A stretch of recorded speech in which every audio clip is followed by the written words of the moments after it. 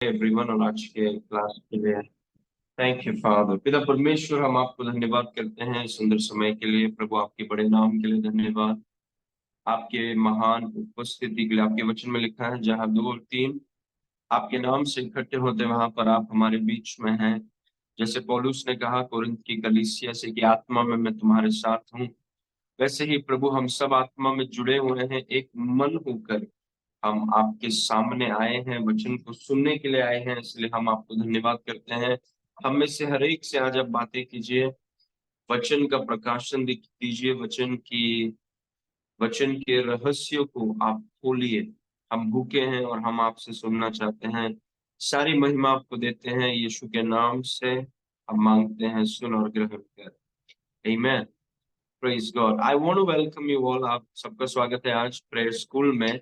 यहाँ पर हम सीख रहे हैं कि कैसे हमारे प्रार्थना जीवन में हम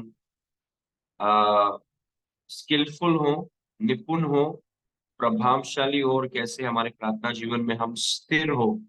प्रार्थना हर एक व्यक्ति के लिए, जितने विश्वासी भाई बहन हैं, आप कोई भी फील्ड में हो, प्रार्थना हमारे लिए बहुत जरूरी है। It is so important. और इन अंतिम दिनों में मैं आपसे आपको एनकरेज करूंगा कि अंतिम दिनों में जैसे जैसे हमारा ध्यान बहुत सी बातों में शैतान ले जाने का कोशिश करता है, वैसे ही आप एक फर्म डिसीजन, एक अ, ऐसा निर्णय करिए, दृढ़ निर्णय, कि आप प्रार्थना में और ज्यादा समय देंगे। व्यक्तिगत प्रार्थना की मैं बातें कर रहा हूँ, ओके। और जैसे हम जुलाई के अभी आखिरी दिन में है, प्रभु का महान हाथ हमारे ऊपर रहा, और अगस्त इससे बढ़िया होगा, इससे बेहतर होगा, और इससे बहुत ज्यादा गवाहियां अगस्त महीने में उत्पन्न होंगी, ऐसा हम विश्वास करते हैं। Praise God. ओके, आज की क्लास में जाने से पहले इसको देखिए कि परमेश्वर के वचन के साथ हमें क्या करना है। परमेश्वर के वचन के साथ हमें मनन करना है, सबसे पहले ध्यान देना है, अपने मन में हमें वचन को घुमाना है। और फिर परमेश्वर के वचन का अंगीकार करना है, वचन को कन्फेस करना है, वचन को बोलना है। और फिर हमें वचन का उपयोग, वचन को लागू करना है। जो वचन कहता है, वचन के अनुसार चलने की कोशिश करना है, वचन के अनुसार चलना है, वचन पर मनन करना है, वचन का अंगीकार करना है, और वचन का उपयोग, वचन के अनुसार चलना है। अगर ये चीज हम कर रहे हैं, साल में 2 बार नहीं, पर अगर हम स्थिरता से ये चीज कर रहे हैं, तो हमारे जीवनों में स्थिरता से रिजल्ट्स होंगे, कंसिस्टेंट रिजल्ट्स होंगे। लेकिन परमेश्वर का वचन जो आपके पास है, उस वचन पर हमें और आपको मनन करना है। परमेश्वर के वचन को लेके, शिक्षाओं को लेकर के उसे सोचना है, और फिर उसे वचन को अपने मुंह में भी रखना जरूरी है। वचन को अपने मन में घुमाना है, फिर वचन को अपने मुंह में रखना जरूरी है, वचन को बोलना जरूरी है, और फिर वचन के अनुसार चलना है। वचन अगर आपसे कुछ कहे, वचन अगर आपको कुछ बताता है या सुधारता है या सिखाता है या बताता है, तो हमारी मनसा मानसिकता ये होनी चाहिए कि जो भी परमेश्वर का वचन बोलता है वैसा हम करेंगे। तभी जाके परमेश्वर का वचन आपके लिए काम करेगा, नहीं तो फिर हमारे लिए वचन काम नहीं करेगा। और वचन, अगर आप चाहते हैं कि वचन आपके लिए काम करे, तो परमेश्वर के वचन पर हर दिन मनन कीजिए। एवरी डे, हर दिन परमेश्वर के वचन को अपने मुंह में रखिए। हर दिन परमेश्वर के वचन के अनुसार चलिए। जो परमेश्वर का वचन बोलता है, परमेश्वर का वचन जो आपको बताता है, सिखाता है, उसके अनुसार चलना बहुत जरूरी है। तब जाके ये तीन चीज को जब हम स्थिरता से करेंगे, 1 महीना, 2 महीना, 2 साल, 5 साल, 10 साल, और ये हमने ठान लिया है कि परमेश्वर का वचन है, इसको हम करते रहेंगे। और जब करते रहेंगे तो आप अपने जीवन में अलौकिक रिजल्ट्स देखेंगे। Praise God. क्योंकि परमेश्वर का वचन किसी का पक्षपात नहीं करता है। जो भी वचन पर मनन करते हैं, वचन को अंगीकार करते हैं, वचन के अनुसार चलने का निर्णय करते हैं, उनके लिए वचन काम करेगा। The word will do it's work. Praise God. Okay ना, आज हम क्लास नंबर 84 में हैं। आपने कोई भी क्लास मिस किया है तो आप जाकर के यूट्यूब में, फेसबुक में आप सीख सकते हैं। Praise God. परमेश्वर का वचन बोलता है कि सत्य को खरीद लो, मतलब परमेश्वर के वचन को खरीद कर सीखो और उसे कभी बेचना नहीं, क्योंकि ये बहुत बहुमूल्य चीज है। Praise God. 84, क्लास नंबर 84, और उसमें हम सीखने वाले हैं सेकेंड लॉ ऑफ प्रेयर, दूसरा नियम प्रार्थना का। प्रार्थना का पहला नियम हमने देखा और आज हम सीखने वाले हैं प्रार्थना का दूसरा नियम। अगर आपको प्रार्थना का नियम पता है और नियम के अनुसार अगर आप प्रार्थना करें, if you pray according to the laws, praise God, पर नियम के अनुसार अगर आप चीजों को करें तो आपको उत्तर की गारंटी है, क्योंकि आप नियम के अनुसार कर रहे हैं, आप कानूनों के अनुसार कर रहे हैं, आप व्यवस्था के अनुसार कर रहे हैं। आप प्रार्थना करने के लिए कुछ भी प्रार्थना नहीं कर रहे हैं इधर उधर, ये सोच रहे हैं कि शायद कुछ तो पहुंच जाएगा स्वर्ग में, कि अगर मैं बहुत ज्यादा रोऊं या बहुत ज्यादा चिल्लाऊं या सिर्फ उपवास में बैठूं या सिर्फ रोते रहूं परमेश्वर के सामने तो परमेश्वर सुन लेगा। ये सब जो बातें हैं ये अजम्पशंस हैं, ये लोगों के सोच विचार है कि ऐसा करने से शायद परमेश्वर सुन लेगा। लेकिन परमेश्वर के वचन में प्रार्थना के कुछ नियम है, कुछ कानून है, उसके अनुसार अगर आप करें तो प्रार्थना आपके लिए काम करेगा। Praise God. आप सोचिए, दरवाजे के सामने खड़े हैं, आप उसको, दरवाजे के सामने आप रो सकते हैं, बहुत कुछ कर सकते हैं, लेकिन आसानी से अगर आप दरवाजा खोलना चाहते हैं तो चाबी डालिए और आसानी से दरवाजा आपके लिए खुल जाएगा। Praise God. और वही कानूनों को हम सीख रहे हैं, प्रार्थना के कुछ कानूनों को। और दूसरा कानून प्रार्थना का, the second law of prayer. पहला कानून में मैंने आपको सिखाया था कि प्रार्थना परमेश्वर की योजना है और उसका तरीका है हमारे और आपके जीवन के जितने क्षेत्र हैं उसमें हस्तक्षेप करने का उसका तरीका है। प्रार्थना आदम ने शुरुआत नहीं किया कि भाई हम ही प्रार्थना करके कुछ बनाते हैं। परमेश्वर की योजना थी कि भाई आप प्रार्थना करो और आपके प्रार्थना के द्वारा मैं आपके जीवनों में हस्तक्षेप करूंगा, अगर हस्तक्षेप चाहते हो तो। बहुत लोग हैं उनको परमेश्वर के हस्तक्षेप की जरूरत नहीं है, वो खुद पर भरोसा करते हैं कि खुद अपने जीवन को चला सकते हैं, और आप उनका जीवन इतना अच्छा नहीं है, क्योंकि परमेश्वर के हाथ के बगैर हम कोई भी अपना जीवन कभी नहीं चला पाएंगे ठीक से। Praise God. Okay. Now second law of prayer, दूसरा नियम प्रार्थना का क्या है? दूसरा नियम, prayer is a covenant matter, hence it is legal.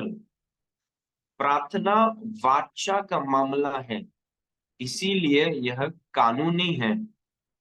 Praise God. प्रार्थना वाचा का मामला है, इसीलिए ये कानूनी है। Praise God. ओके, ये मेरा दूसरा कानून है जो मैं आपको सिखाना चाहता हूँ, कि जब भी आप प्रार्थना के विषय में सुनते हैं, प्रार्थना का लेना देना वाचा से है, और क्योंकि उसका लेना देना वाचा से है इसीलिए वो कानूनी है। Prayer is a legal thing. Praise God. जब भी आप प्रार्थना करते हैं इसको याद रखिए कि प्रार्थना एक कानूनी मामला है, इट्स अ लीगल मैटर। प्रार्थना वाचा का मामला है और इसीलिए ये कानूनी है। Praise God. आमेन। वापस इसको पढ़ेंगे एक और बार, अगर आप लिख रहे हैं तो लिख लीजिए। Prayer is a covenant matter, hence it is legal. प्रार्थना वाचा का मामला है, इसीलिए यह कानूनी है। प्रार्थना वाचा का मामला है, इसीलिए ये कानूनी है या वैध है। Praise God. इस वचन को देखिए, मरकुस 14 उसके 22 में लिखा है, और जब वे खा ही रहे थे, यीशु मसीह और उसके चेले जब वे खा रहे थे, तो यीशु मसीह ने खाने के बीच में रोटी ली और आशीष मांग कर रोटी को तोड़ी और अपने चेलों को दे दी और कहा, लो ये मेरी देह है।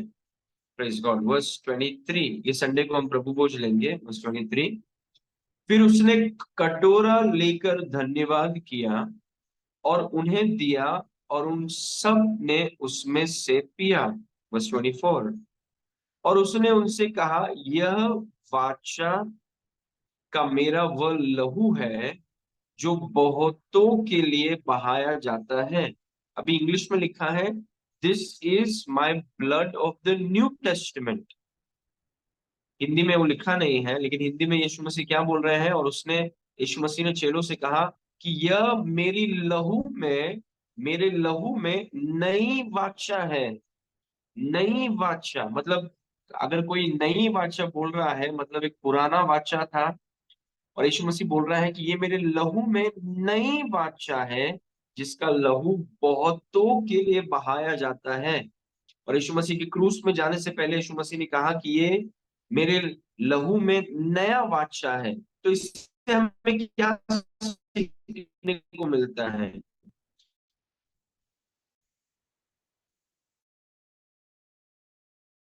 कि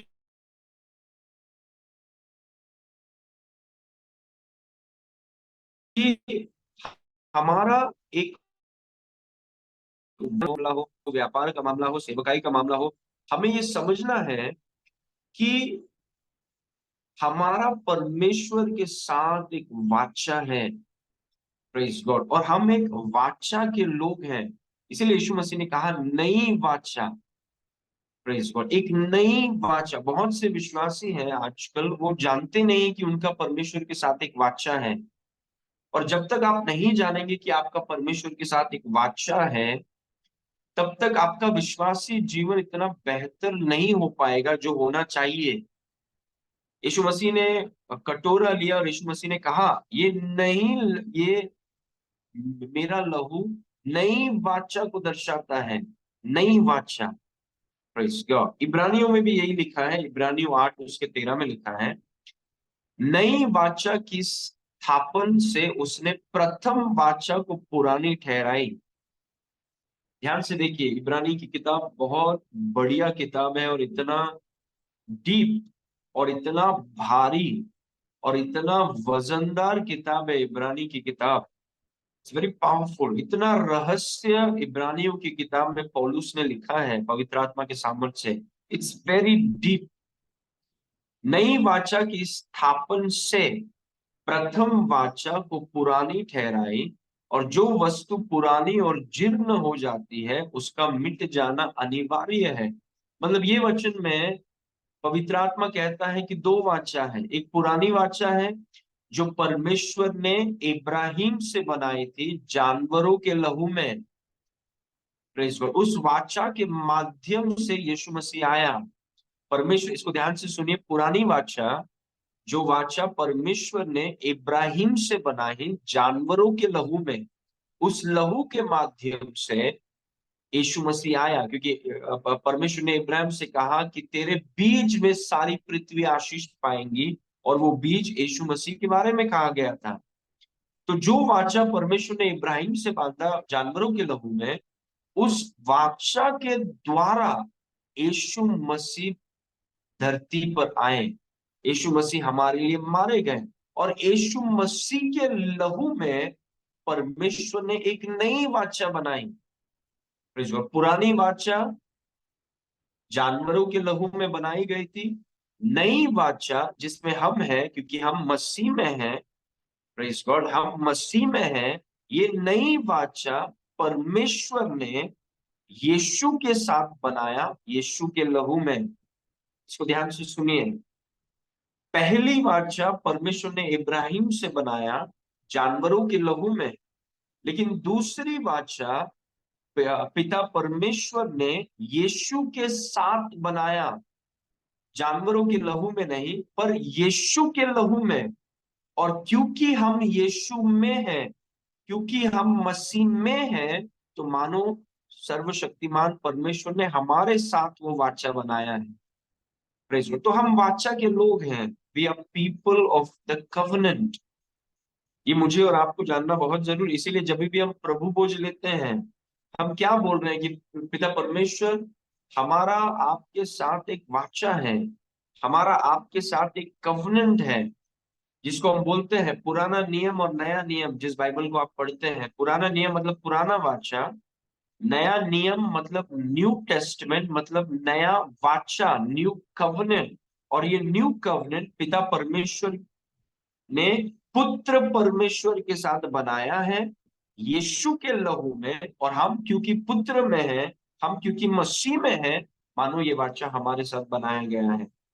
प्रेज गॉड। ओके, तो हमें जानना है कि हमारा परमेश्वर के साथ एक वाचा है, क्योंकि प्रार्थना जो है वो उसका लेना देना वाचा के साथ है। जब तक वाचा को नहीं समझेंगे तब तक प्रार्थना में प्रभावशाली होना बहुत मुश्किल है।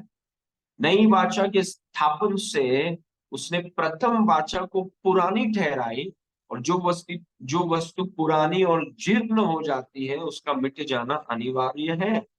Praise God. ओके, वापस इस पॉइंट को देखिए।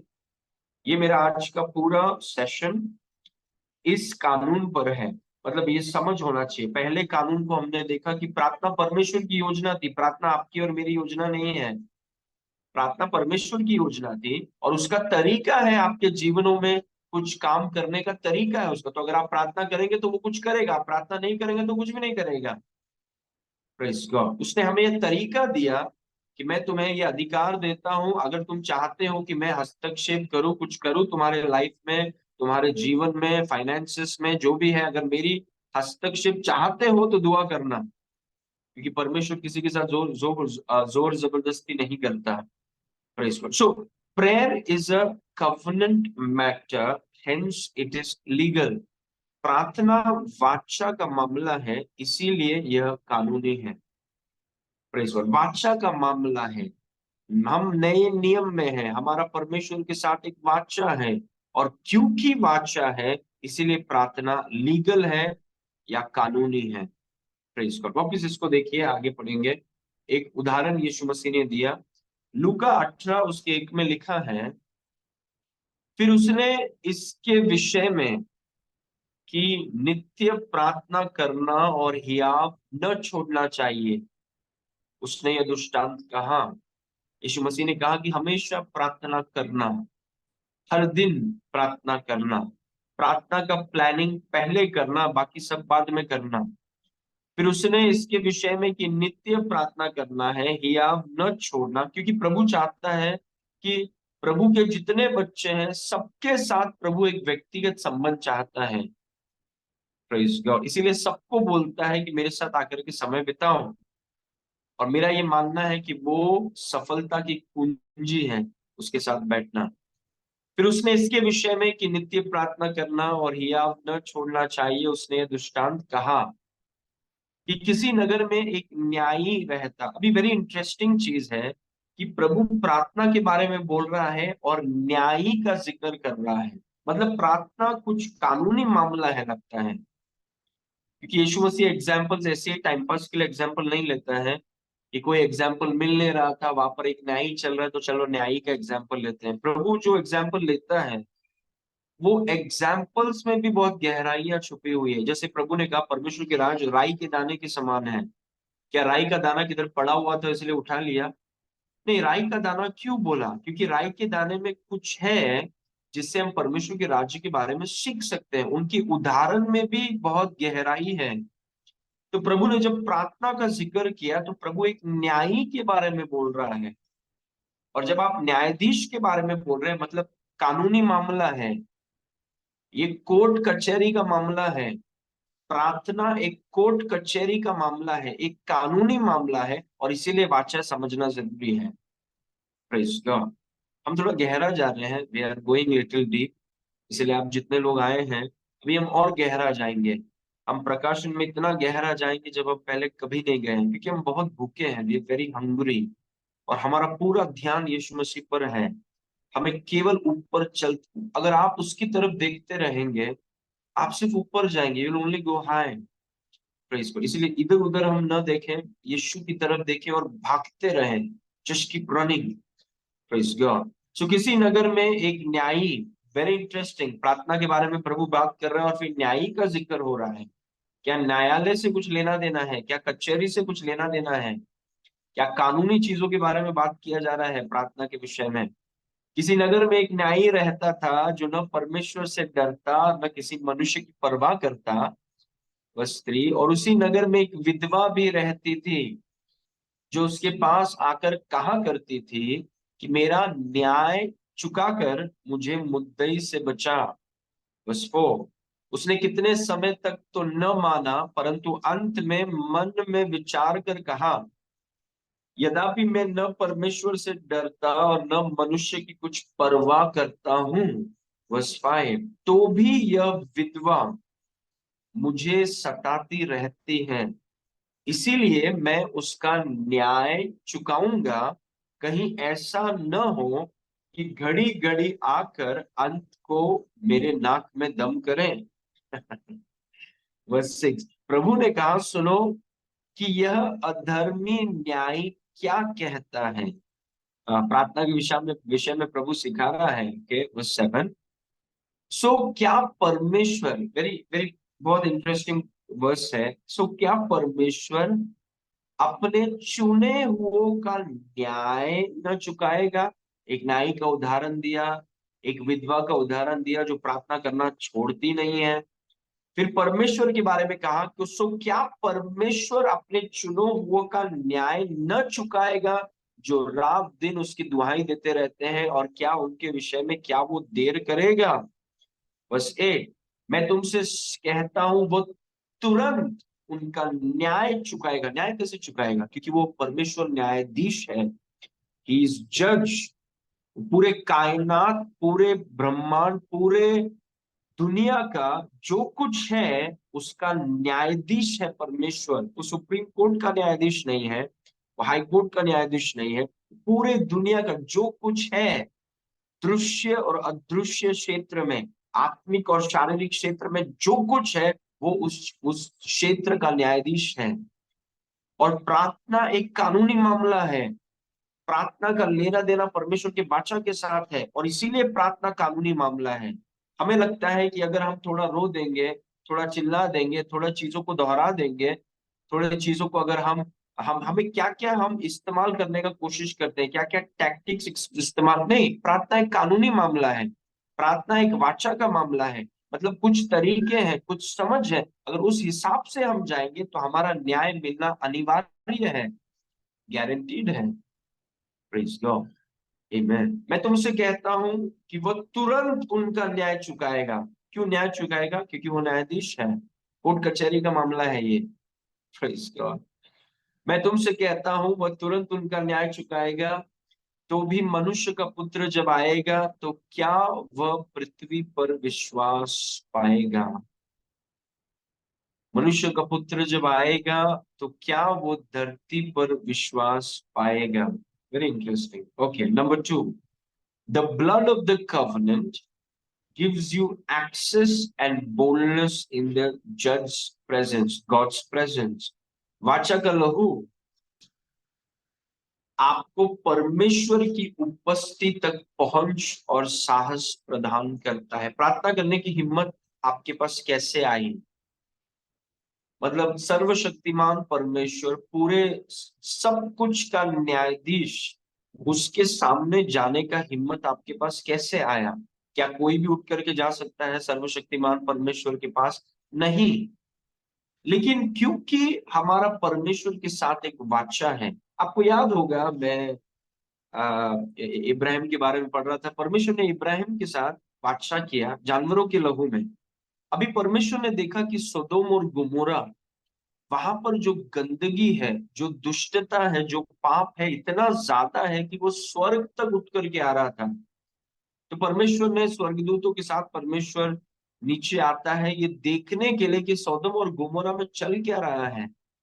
और जब आता है तो इब्राहिम से मुलाकात करता है, और इब्राहिम परमेश्वर के सामने मध्यस्थ करने लगता है। लेकिन सवाल यह है कि आपको परमेश्वर के सामने मध्यस्थ करने का साहस आपको मिला कैसे? कैसे आप परमेश्वर के सामने बैठ के आप नेगोशिएट कर रहे हैं कि प्रभु अगर 50 लोग होंगे धर्मी तो बचा लेना। प्रभु ने कहा बचा लेंगे। उसने कहा प्रभु 40 लोग रहेंगे तो बचा लेना। प्रभु ने कहा ठीक है बचा लेंगे।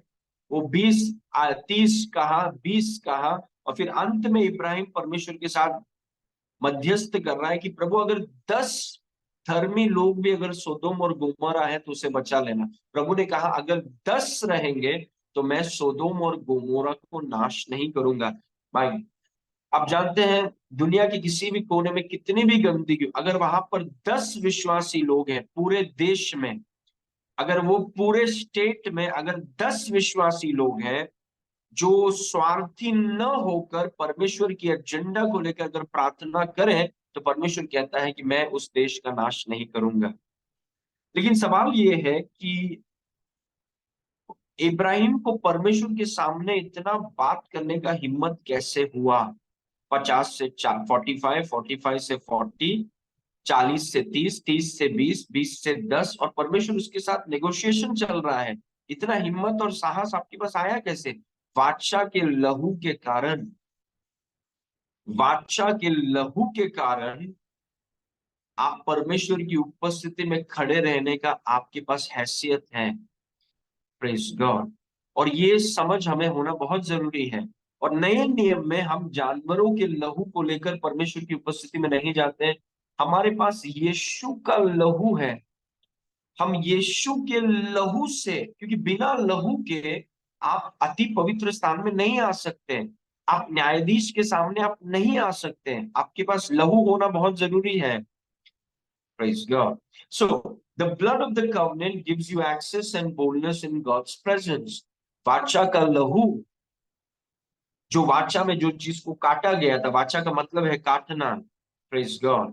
जो बलिदान किए गए थे, वाचा का लहू आपको परमेश्वर की उपस्थिति तक पहुंच और साहस प्रदान करता है। ओके, इसको भूलिए मत ना। बस इब्रानी 9 उसका 7, ये पुरानी वाचा के बारे में है। पर दूसरे में केवल महायाजक वर्ष भर में एक ही बार जाता है। याजक नहीं, महायाजक। अति पवित्र स्थान, दूसरे मतलब अति पवित्र स्थान में महायाजक वर्ष में एक ही बार और बिना लहू लिए नहीं जाता, क्योंकि बिना लहू लिए, बिना लहू के आपके पास एंट्री नहीं है। इसीलिए हर बार जब आप प्रार्थना करें और हर बार जब आप परमेश्वर की उपस्थिति में आए, हमें यीशु मसीह के लहू को समझना है कि प्रभु, हम तो पापी थे, आपके लहू ने हमें धोकर शुद्ध किया है। Praise God. हमारे कर्मों ने नहीं, पर यीशु मसीह के लहू ने हमें धोकर शुद्ध किया है, पवित्र किया है, उतना ही पवित्र जितना खुद यीशु मसीह है। पर दूसरे में केवल महायाजक वर्ष भर में एक ही बार जाता था और बिना लहू लिए नहीं जाता, जिससे वह अपने लिए और अपने लोगों की भूल चूक के लिए चढ़ावा चढ़ाता है। ये जो शब्द है बिना लहू के वो नहीं जाता, क्योंकि बिना लहू के आप उपस्थिति में नहीं जा सकते हैं। इसी चीज को देखिए, इब्रानी 10 के 19 में लिखा है।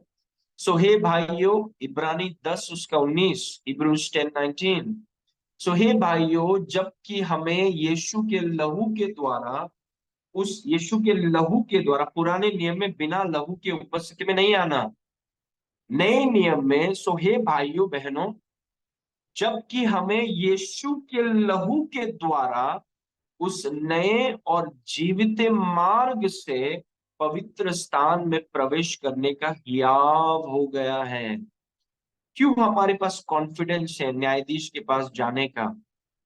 हमारे पास कॉन्फिडेंस न्यायाधीश के पास जाने का, अति पवित्र स्थान में जाने का वाचा के कारण है। क्योंकि वाचा में जो लहू बलिदान किया गया था, नए नियम में यीशु का लहू, तो यीशु के लहू पर विश्वास करके, यीशु के लहू के हैसियत से, यीशु के लहू पर खड़े होकर हम अति पवित्र स्थान में हमारे पास पहुंच है, और अति पवित्र स्थान में हमारे पास हियाव है।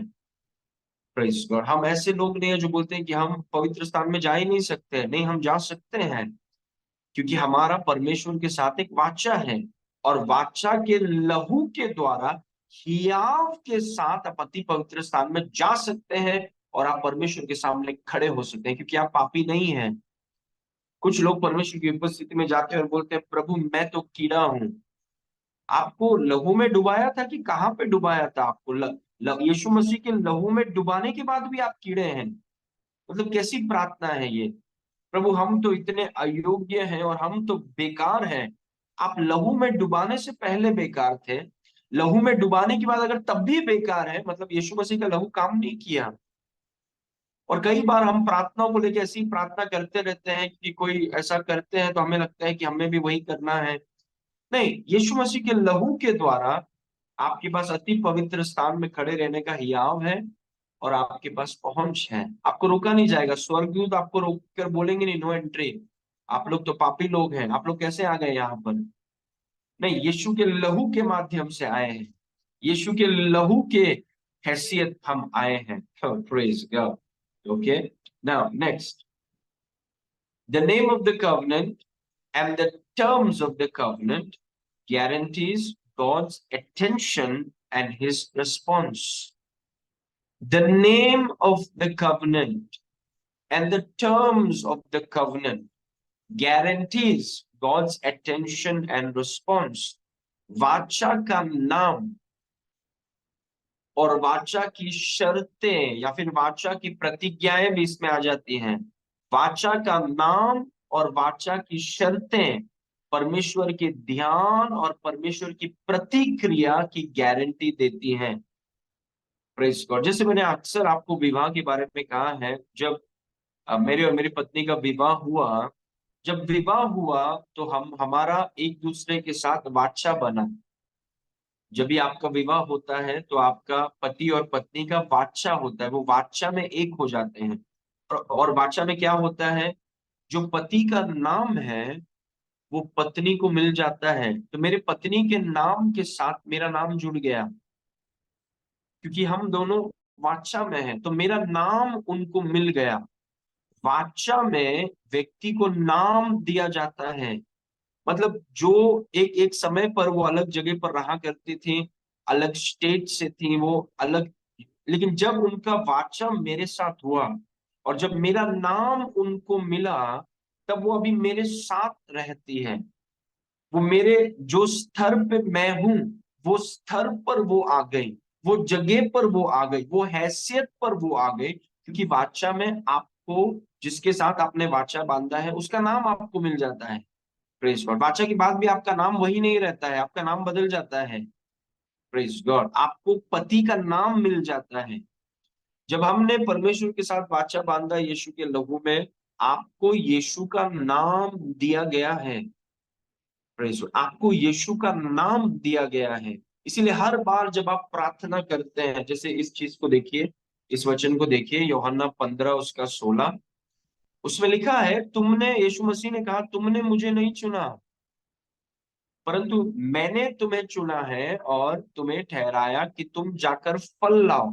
हर एक विश्वासी जहां पर भी आप हैं, आपका जीवन फलों से भरा हुआ रहना चाहिए और तुम्हारा फल बना रहे, कि तुम मेरे नाम से जो कुछ पिता से मांगो वो तुम्हें देगा। तो वाचा का लहू होता है जो पिता के सामने आपको खड़ा करेगा, क्योंकि बिना लहू के आपको तो एंटरटेन ही नहीं किया जाएगा, मुझे तो देखा भी नहीं जाएगा, आपको तो देखा भी नहीं जाएगा, हम किसी को भी देखा नहीं जाएगा। लेकिन लहू के कारण हमें पिता के पास पहुंच मिलता है। यीशु के लहू के कारण हमें पिता के पास हियाव होता है, क्योंकि उसके लहू ने हमें धोकर शुद्ध कर दिया है। और क्योंकि हम अभी पापी नहीं है, हम कीड़े नहीं है, हम अधर्मी नहीं है, हम उसकी उपस्थिति में जा सकते हैं उस लहू की हैसियत से। और फिर कहा जाता है कि लहू की हैसियत से आप आ तो गए, अभी मेरे नाम से मांगो। क्यों मेरे नाम से? क्यों? क्योंकि वाचा की बात हो रही है। Praise God. क्योंकि यीशु मसीह ने जो आपके लिए किया, और क्योंकि आप मसीह में हैं, आपको यीशु का नाम मिल गया, आपको यीशु की हैसियत मिल गई, आपको यीशु का जगह मिल गया। और इसीलिए यीशु मसीह ने कहा कि जब पिता के सामने आओ, मेरे नाम से मांगना। तो हर बार जब आप बोलते हैं, पिता यीशु के नाम से मैं मांगता हूँ, पिता यीशु के, आप क्या बोल रहे हैं, क्या चीज पर आप स्ट्रेस कर रहे हैं? कि प्रभु, हमारा आपके साथ एक वाचा है, और उस वाचा के आधार पर मैं जब यीशु के नाम से कुछ मांगूंगा, तो आपने कहा कि गारंटी मुझे आंसर मिलना ही है। हर बार जब आपने यीशु मसीह के नाम से कुछ मांगा है, हर बार पिता ने आपको उत्तर दिया है। एवरी टाइम पिता आपकी उत्तर देता है। Praise God. कई बार हम उत्तर को पहचान नहीं पाते हैं, क्योंकि वो उसका पैकेजिंग जो रहता है, उसका थोड़ा अलग पैकेजिंग रहता है, जो हमने सोचा वैसा नहीं रहता है। लेकिन पिता हर बात, क्योंकि देखिए कवनेंट के बारे में बातें चल रहा है, ये वाचा के बारे में चीजें, ये सब बहुत गंभीर चीजें हैं। याद है मुझे कि पुराने नियम में जब लोग परमेश्वर का नाम लिखा करते थे, जो स्क्राइब्स हुआ करते थे, वो जब नाम लिखा, यद है वाद है जो परमेश्वर का नाम है इब्रानियों में, वो नाम जब वो लिखने आते थे तो वो नाम से वो इतना कांपते थे कि वो नहाकर आते थे और फिर वो नाम लिखते थे। तो एक अध्याय में एक ऐसा अध्याय है जहां पर यद है वाद है, मतलब करीबन 10 से 12 बार आया, तो 10 से 12 बार वो जाकर नहाए, उन्होंने नहाया और फिर वो नाम लिखा, क्योंकि उनके लिए वो नाम उतना पवित्र था। Praise God. और परमेश्वर ने हमसे कहा कि हम उसको, उसके नाम को गलत तरीके से ना इस्तेमाल करें। अभी उसका नाम लेने से पहले आपको नहाने की जरूरत नहीं है। Praise God. बोलने का मतलब है कि वो आदर और सम्मान, क्योंकि उसकी समझ होना जरूरी है। इसलिए परमेश्वर का वचन कहता है कि समझो, जो चीज को तुम कर रहे हो उसको समझो कि क्यों यीशु के नाम से आपको, क्योंकि आप, हम हम एक कचहरी में हैं, हम एक कोर्ट में हैं, हम न्यायाधीश के सामने आए हैं और हमारी खुद की कोई हैसियत है ही नहीं। Praise God. हमारा डिग्री, हमारा टाइटल सब स्वर्ग में कुछ नहीं चलता है। आप कौन है धरती में, आप कहाँ से हैं? आप एक जानते हैं एक व्यक्ति जो मलमल के कपड़े पहना करता, हर दिन बढ़िया शानदार खाया करता था, सबसे बढ़िया घर में रहा करता था, और स्वर्ग में उसका कोई पहचान ही नहीं है। नर गया वो व्यक्ति, स्वर्ग में उसका कोई पहचान नहीं था। प्रेस में तो हमारे धरती के चीजों से हमारा कोई पहचान नहीं है। स्वर्ग में क्या, कहाँ पर है हमारा पहचान? हमारा पहचान यीशु, यीशु के द्वारा है, उसके लहू के द्वारा है, उसके नाम के द्वारा है। Praise God. इसलिए वो क्या कहता है कि जो कुछ तुम मेरे नाम से मांगोगे, क्यों यीशु के नाम से, क्यों वो कहता है बार बार, ये तो एक ही वचन है, हमारे पास समय कम है, क्यों बार बार यीशु कहता है कि जब प्रार्थना करो तो मेरे नाम से करना, मेरे नाम से करना? क्यों? क्योंकि हम उसके साथ वाचा में हैं। प्रार्थना एक वाचा का मामला है। प्रार्थना एक कानूनी मामला है, एक तरीका है, एक प्रोटोकॉल है, एक प्रोसीजर है कि जब यीशु के नाम से आप मांगते हैं, मतलब आप वाचा में रहकर आप मांग रहे हैं, आप यीशु की हैसियत से मांग रहे हैं, आप यीशु के जगह से मांग रहे हैं, और स्वर्ग में सिर्फ यीशु की हैसियत है। हम तो उसके भरोसे हैं। Praise God. आमीन। तो हम उसको बढ़ावा देते हैं, हम उसको बढ़ावा देते हैं, हम उसको ऊपर उठाते हैं। यीशु का लहू ने हमें पहुंच दिया है, यीशु का नाम जिससे हम कुछ मांग सकते हैं। ये सब कुछ वाचा के चारों ओर घूमता है। वापस देखिए इसको, the name of the covenant and the terms of the covenant guarantees God's attention and response.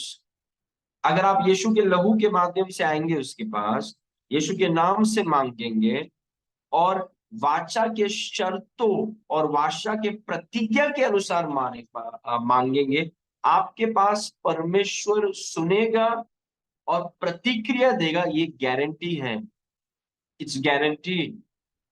इसलिए जब आप प्रार्थना करते हैं, सही तरीके से करते हैं, आप गारंटी के साथ बैठ सकते हैं कि मेरे प्रार्थना को उत्तर होगा। Praise God. ये परमेश्वर के मूड पर निर्भर नहीं। कोई प्रार्थना करता है और उत्तर 2 हफ्ते में उत्तर नहीं है, तो उनको लगता है परमेश्वर का मूड खराब है, लगता है आज। परमेश्वर का शायद मूड खराब है, परमेश्वर शायद अच्छे मूड में नहीं है। इसलिए ये मूड के बारे में नहीं है। आपने जब रेंट एग्रीमेंट साइन किया, प्रेज गॉड, आपने कहा कि मैं इतना भाड़ा दूंगा, आपका लैंडलॉर्ड जो है वो मेंटेनेंस भरेगा, आप इतना भाड़ा देंगे, इसमें मूड का बात है ही नहीं। आपने एक बार एग्रीमेंट बना लिया, बात खत्म हो गया। आप नहीं करेंगे तो फिर आपको घर से निकाल दिया जाएगा। Praise God. मूड का जब बादशाह का सवाल है तो मूड, मेरा मूड कैसा है, मुझे कैसा लग रहा है, वो सबसे मायने रखता ही नहीं है। Praise God. हम वाचा के आधार पर प्रार्थना कर रहे हैं, वाचा के कारण प्रार्थना कर रहे हैं, वाचा के लहू के कारण उसके सामने खड़े हैं, वाचा के नाम के कारण उसे मांग रहे हैं, और वाचा के शर्तों के आधार पर मांग रहे हैं। वाचा के जो प्रतिज्ञा है, वाचा के जो शर्त है, उसको समझकर हम मांग रहे हैं। इसलिए आपकी प्रार्थनाओं को नकारा नहीं जा सकता। इस ये है, प्रार्थना जब करें तो निपुण होकर प्रार्थना प्रार्थना करें। Be skillful in your prayer life. Praise God. वाचा का नाम वाचा की शर्तें परमेश्वर के ध्यान और प्रतिक्रिया की गारंटी देती हैं। Praise God. ओके, इस वचन को देखिए, पहला यूहन्ना 5 उसका 14। और हमारे पास उसके सामने जो हियाव होता है, हियाव कहां से आया आपको ये हियाव? किस बात में आपका हियाव है? किसी का हियाव उनके रोने पर है। अगर परमेश्वर देख ले कि मैं थोड़ा रो रहा हूं तो परमेश्वर थोड़ा पिघल जाएगा और अपनी दया में वो मुझे वो चीज को दे देगा। एक समय पर आप बच्चे थे, सारी जिंदगी भर आप बच्चे नहीं रह सकते। Praise God. कुछ समय तक ठीक है, बच्चे चल नहीं पाते तो उनको हाथ पकड़ करके चलाना होता है, लेकिन थोड़े टाइम के बाद 20 साल के बाद भी अगर आप हाथ पकड़ के चल रहे हैं तो आप कुछ सीख नहीं रहे हैं। जैसे कुछ लोग हैं वो प्रार्थना करना वो नहीं जानते हैं, 25 साल हो गए हैं विश्वास में, प्रार्थना करना वो नहीं जानते। They don't know how to pray. मतलब आप बढ़ नहीं रहे हैं, और आप इसीलिए बढ़ नहीं रहे हैं क्योंकि आप मेहनत नहीं कर रहे हैं परमेश्वर के वचन पर। आप सीख नहीं रहे हैं कि प्रार्थना करते कैसे, मुझे भी ये चीज करना है, मुझे भी इसमें बढ़ना है। वो जुनून और लालसा नहीं है और अंतिम दिनों में होना है। कैसे हमारे हमारे पास उसके सामने हियाव है? वाचा के कारण। प्रेस प्रभु ने मेरे साथ वाचा बांधा है यीशु के लहू में। उस वाचा की हैसियत पर मैं आया हूं और प्रभु उस वाचा के शर्तों के अनुसार मांग रहा हूं, और मुझे मना नहीं किया जा सकता, मुझे इनकार नहीं किया जा सकता, क्योंकि प्रार्थना एक वाचा का मामला है, प्रार्थना एक कानूनी मामला है। Praise God. हम उसके सामने हमें उसके सामने जो हियाव होता है वो यह है कि यदि हम उसके इच्छा के अनुसार, उसके शर्तों के अनुसार, उसके वचन के अनुसार अगर कुछ मांगते हैं, यीशु के लहू के साथ आप आए, यीशु के नाम से आपने मांगा, अभी उसके वाचा के शर्तों के अनुसार, वाचा के प्रतिज्ञाओं के अनुसार अगर आप कुछ मांगते हैं तो वो हमारी सुनता है। कब वो हमारी सुनता है? जब मैं प्रार्थना करने आऊं और अपनी इच्छा से ही मांगू। नहीं, उसने ये नहीं कहा कि आप प्रार्थना अपनी इच्छा से मांगेंगे और वो सुनेगा। उसने कहा कि जब आप उसके सामने आएंगे, उसकी इच्छा के अनुसार प्रार्थना करेंगे तो वो सुनेगा। कितना सिंपल है और कितना ब्यूटीफुल है, क्या प्रोटोकॉल है। Praise God. तो प्रार्थना करने वाले बुद्धिमान लोग क्या करेंगे? प्रार्थना करने से पहले उसकी इच्छा को पहचानेंगे। सो हमें उसके सामने जो हियाव होता है वो यह है कि यदि हम उसकी इच्छा के अनुसार कुछ मांगते हैं तो वो हमारी सुनता है, गारंटीड। और जब हम जानते हैं कि जो कुछ हम मांगते हैं वो हमारी सुनता है, तो हम यह भी जानते हैं कि जो कुछ हमने उससे मांगा है वो पाया है। इसमें पिता का प्रेम भरा हुआ है। मैं हमेशा आपको बोलता हूं, मैं कई बार ये मैंने आपको बताया भी कि जब भी आप वचन पढ़े, आप पवित्र आत्मा से कहें कि मुझे पिता का प्रेम दिखाइए, और वो ऐसे ऐसे वचन से आपको पिता का प्रेम दिखाएगा जहां पर आप अपेक्षा भी नहीं कर सकते। ये वचन पिता के प्रेम से भरा हुआ है। पिता ने कहा कि अगर तुम यीशु के लहू के आधार पर मेरे पास आओ, यीशु के नाम से मांगो और वाचा के शर्तों के आधार पर मांगो तो मैं सुनूंगा, और अगर मैंने सुन लिया तुम्हें मिल गया। What a father. क्या हमारे पिता के बारे में कितना कुछ, मतलब अगर आपकी प्रार्थनाएं मेरे कानों तक पहुंची तो तुम्हें जवाब मिल गया। मतलब मैं सोचूंगा नहीं, देखूंगा नहीं, बात नहीं करूंगा, अगर मेरे कानों तक आपकी प्रार्थनाएं पहुंची तो तुम्हें वो जवाब मिल गया। It's very powerful. ये हमारे पिता के बारे में बहुत कुछ बताता है। Okay, finally, an understanding of the covenant will make your prayers highly effective। वाचा की समझ। प्रार्थना वाचा का मामला है, इसीलिए कानूनी चीज है। हम जब प्रार्थना कर रहे हैं ये कानूनी चीज कर रहे हैं। आप सोचेंगे कौन से कोर्ट में, हाई कोर्ट में कि सुप्रीम कोर्ट में? ये स्वर्ग के यूनिवर्सल कोर्ट की हम बात कर रहे हैं, the court of the third heavens, तीसरे स्वर्ग का कचहरी। जो परम प्रधान परमेश्वर न्यायाधीश की कुर्सी में बैठा है, जो वो कहता है वो सारी धरती में लागू हो जाता है। उसके सामने आपके पास जाने की हैसियत है यीशु के लहू के द्वारा। यीशु का नाम लेने का आपके पास और मेरे पास हैसियत है।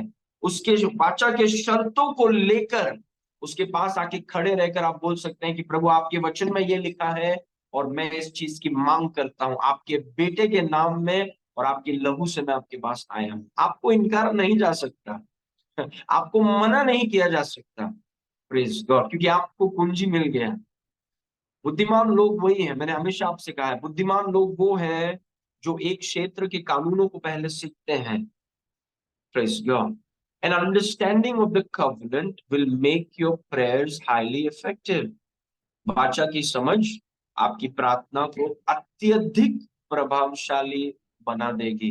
जहां पर हम सोचते थे कि प्रभु सुनेगा क्या, अभी प्रभु का मूड कैसा है, प्रभु अगर गुस्सा हो जाएंगे तो, अगर प्रभु ने नहीं दिया तो, अगर प्रभु ने मना कर दिया तो, ये सब जो प्रार्थना के जो अजम्पशंस हैं वो इसीलिए है क्योंकि वाचा की समझ नहीं है। क्योंकि वाचा आपको मजबूत कर देगा, आपको अश्योरेंस देगा, आपको हियाव देगा, आपको कॉन्फिडेंस देगा।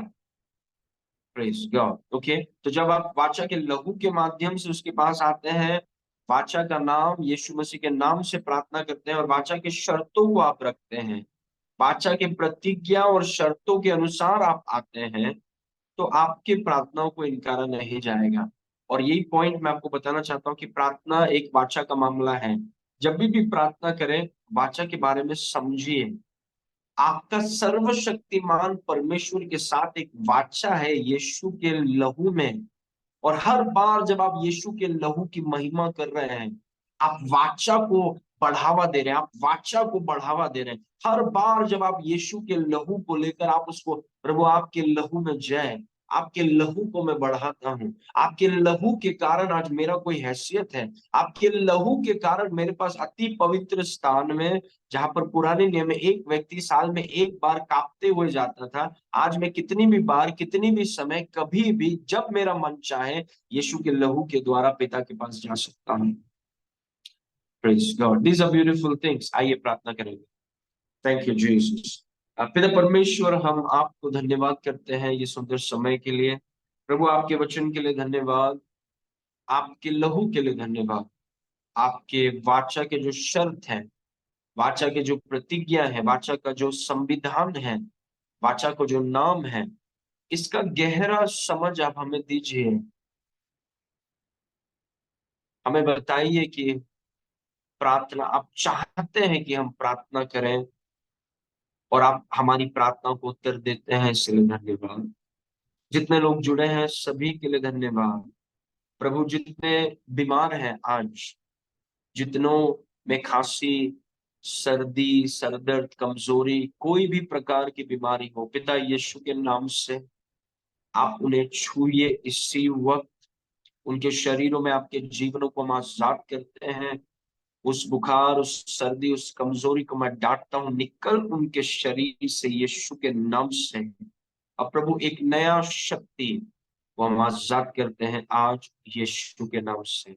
सारी महिमा आपको देते हैं पिता, यीशु के नाम से मांगते हैं, सुनो और ग्रहण। आमेन, आमेन।